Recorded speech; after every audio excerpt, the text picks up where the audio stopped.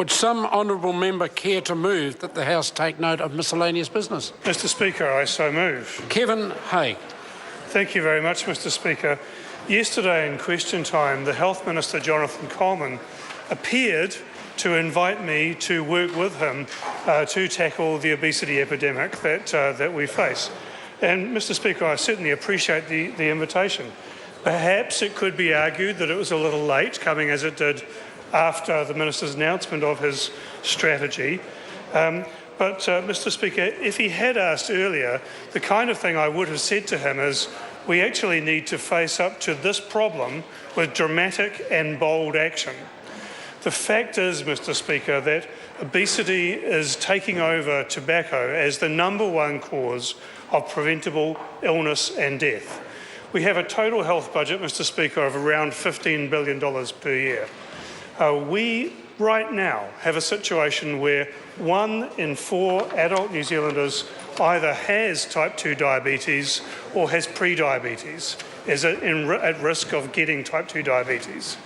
We have a situation, Mr Speaker, where we can now conservatively predict that by 2021, just 6 years away, the cost of treating type 2 diabetes alone will be in excess of $2 billion, absolutely swamping our health services. So, Mr Speaker, the kind of actions that we've seen from the government in its 22-point plan are simply inadequate. And, Mr Speaker, this particular failure reflects two common failures, two common weak points in the government's approach to so many issues. First of all, a reliance on individual actions rather than addressing the environmental, or as Peter Gluckman calls them, contextual factors that drive action.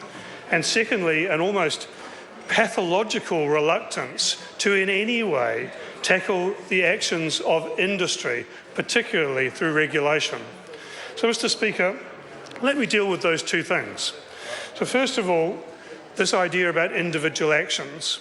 The evidence in the health field is extremely clear that the model that has individuals making rational choices about their behaviour based on the information that they receive simply does not hold true in real life. Responding to these problems simply by giving people more education or more information doesn't work, particularly for those who most need to be able to change their behaviour. We simply have to address the environmental factors. In the case of tobacco, Mr Speaker, the factor that has been the leading cause of preventable death, what has actually worked there? Has it been giving people more information about tobacco causes lung cancer, putting up more and more posters? No, Mr Speaker. What has worked has been increasing the excise tax. It has been the Smoke-Free Environments Act. It has been the restrictions on where and how tobacco can be sold. It's been the display bans. It's been the almost complete prohibition on advertising and sponsorship. These are the very measures that the government is refusing to use in relation to the obesity epidemic. Mr Speaker, the environmental initiatives that are in the plan are basically two things. One is a review of the code of practice for advertising food to children. That's fine as far as it goes, but it's such a tiny thing, Mr Speaker. And the other is not really an action at all. It's just a statement that says that the food industry is keen to work with the government on something kind of vague. Well, Mr Speaker, they would be, wouldn't they? Actually, industry, at risk of being regulated, is always keen to work voluntarily because their incentive is to do the least that is necessary that might damage their profit to obviate and avoid compulsory regulation. Mr Speaker, I predict that what will result from that is not very much at all.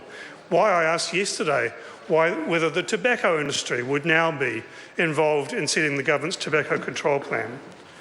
So I don't know, Mr Speaker, if it's the government's well-known links with the junk food industry that have caused this reluctance to regulate, or whether it is, as the Dominion Post asserts today, the fact that the government is scared of being caught up on its own rhetoric about the nanny state. But the fact is that, as with climate change and housing and environment, government is once again responding to a serious challenge with gesture. The question is the motion be agreed to.